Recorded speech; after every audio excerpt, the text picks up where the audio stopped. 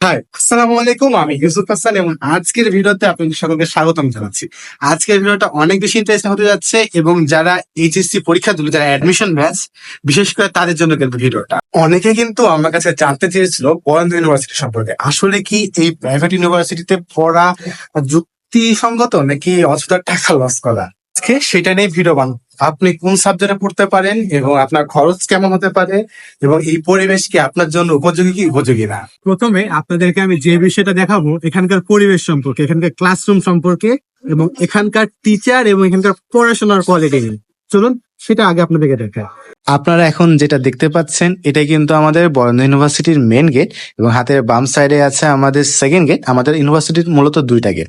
প্রথম গেটে সাধারণত কোনো ভেহিকেল বা যানবাহন যেতে দেয় না, আর যত সকল যানবাহন আছে সবকিছু আমরা সেকেন্ড গেট দিয়ে যাওয়া আসা করি। অ্যাক্সিডেন্ট এড়ানোর জন্য যত সম্ভব এই কাজটা করা হয়েছে, সঠিক আমি জানি না, বাট আমার এটাই মনে হয়। ক্যাম্পাস থেকে ভিতরে ঢুকতে কিন্তু আপনারা এই জায়গাটা লক্ষ্য করতে পারবেন, সুন্দর ছোট গাছওয়ালা জায়গা। এবার আসি আমাদের ইউনিভার্সিটির করিডোর নিয়ে। দেখতে পাচ্ছেন যে এটা কিন্তু আমাদের ইউনিভার্সিটির করিডোর, বিশাল বড় করিডোর এবং আমাদের কিন্তু যতগুলো ডিপার্টমেন্ট আছে সবাই কিন্তু এক বিল্ডিং এর নিচে।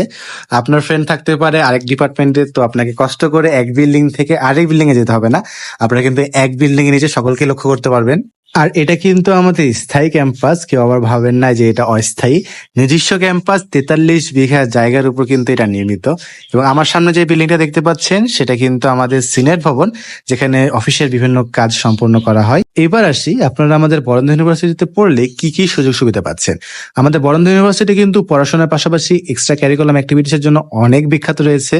এবং আপনারা কিন্তু যদি এখানে পড়াশোনা করেন তাহলে কিন্তু আপনারা বিভিন্ন খেলাধুলা করতে পারবেন, এবং খেলাধুলা করার জন্য কিন্তু এখানে বিশাল একটা মাঠ রয়েছে।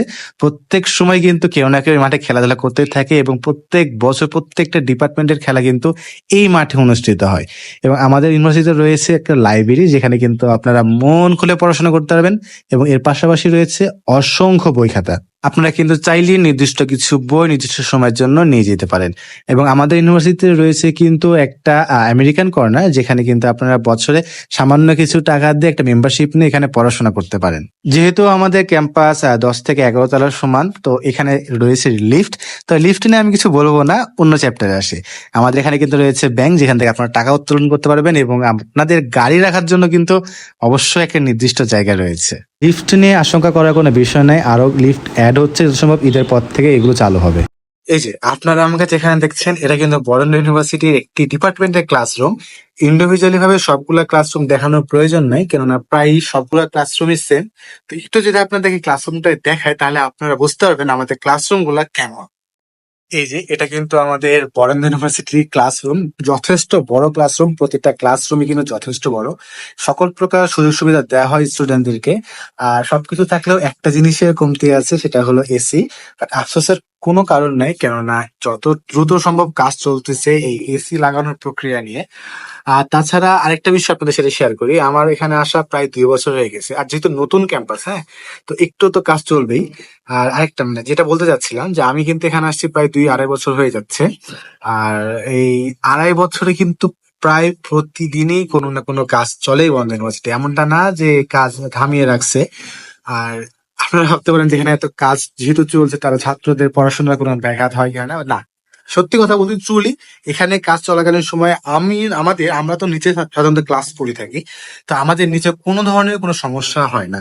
আরেকটা বিষয় আপনাদেরকে দেখাই, যেমন আমাদের এখানে সাউন্ড, আগে কথা বললে আহ কথা দুইবার বলে না, ফাঁকা জায়গায় কথা বললে কথা মানে একটা কেমন ফ্রিকোয়েন্সি তরঙ্গ ভেসে ওঠে, সেটা সমাধান কমপ্লেন করেছিলাম। এই যে পিছনে দেখতে পাচ্ছেন ফোন লাগাই রাখছে, যেন কথা শুনতো ছাত্রদের কোনো রকম সমস্যা না হয়। আর জানলা আছে, তো প্রচুর পরিমাণে বাতাস আসে, ন্যাচারাল বাতাস, যেটা এসি থেকেও পাবেন না।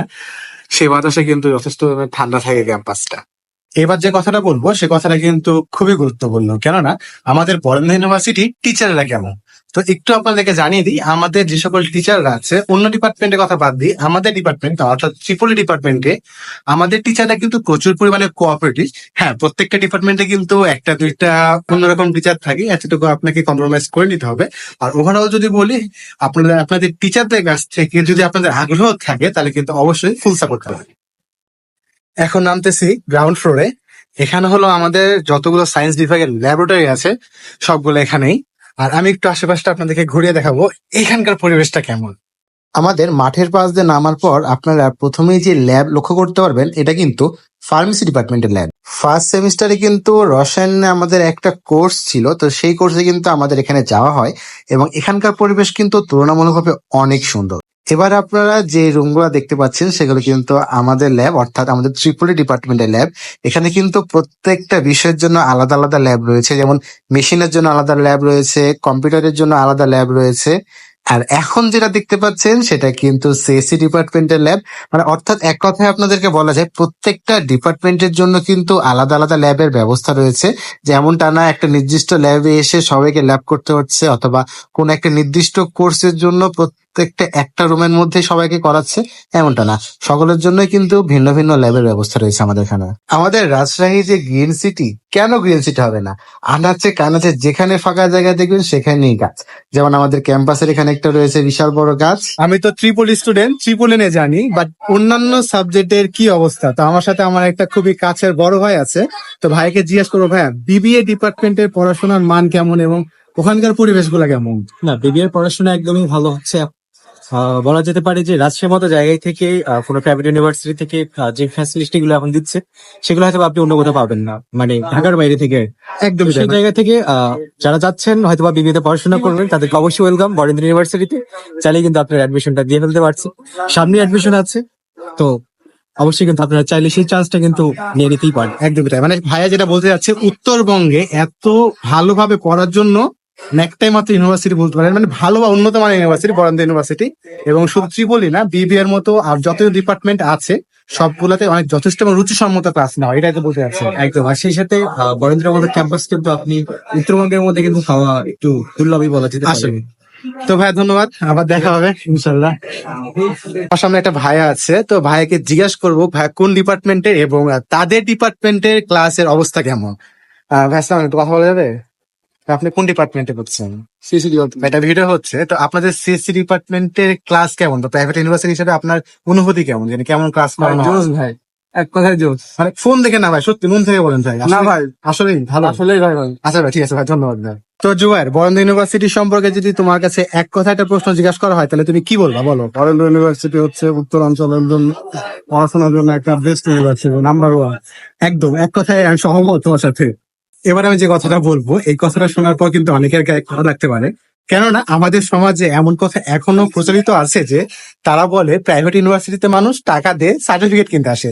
তো তাদের উদ্দেশ্যে বলতে চাই, আপনারা হয়তো বা টাকা দিয়ে সার্টিফিকেট কিনতে আসেন, একবার প্রাইভেট ইউনিভার্সিটিতে আসুন, তারপর বুঝতে পারবেন প্রাইভেট ইউনিভার্সিটির অবস্থা কেমন। বরেন্দ্র ইউনিভার্সিটি সম্পর্কে আমি শুধু ভালো দিকগুলো বলছি, আসলে কি আমাদের ইউনিভার্সিটির কোনো খারাপ দিক নাই? অবশ্যই আছে।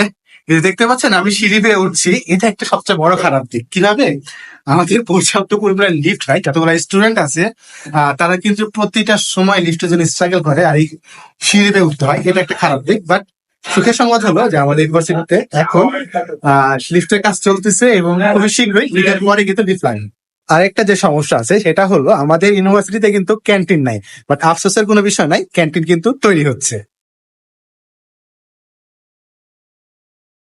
আমাদের ইউনিভার্সিটিতে পড়লে আপনাকে প্রধান যে সমস্যার সম্মুখীন হতে হবে তা হলো বাসা থেকে ক্যাম্পাসে আসা। কেননা আমাদের ক্যাম্পাসের দূরত্ব আমাদের রাজশাহীর লোকালয় থেকে একটু দূরের দিকে, খড়খড়ি বাইপাসে অবস্থিত। কিন্তু টেনশনের কোনো কারণ নাই, সকালবেলা ঘুম থেকে উঠে লাইনে দাঁড়িয়ে কিন্তু আপনার বন্ধ ইউনিভার্সিটি বাসে আসতে পারেন। আর বাসের খরচ কিন্তু খুবই সামান্য, মাত্র 10 টাকা। এটাই কিন্তু আমাদের বরেন্দ্র ইউনিভার্সিটির বাস। আপনাদের এখানকার সিট নিয়ে যদি কথা বলি, পুরো রাজা মহারাজার মতো সিটের ভাই পাবেন। এবার আসি বরেন্দ্র ইউনিভার্সিটিতে পড়তে আপনার কত টাকা খরচ লাগতে পারে। তো ইন এভারেজ যদি বলি তাহলে আপনাদের 3 থেকে 6 এর মধ্যে কিন্তু কোর্স ফি গুলো সীমাবদ্ধ।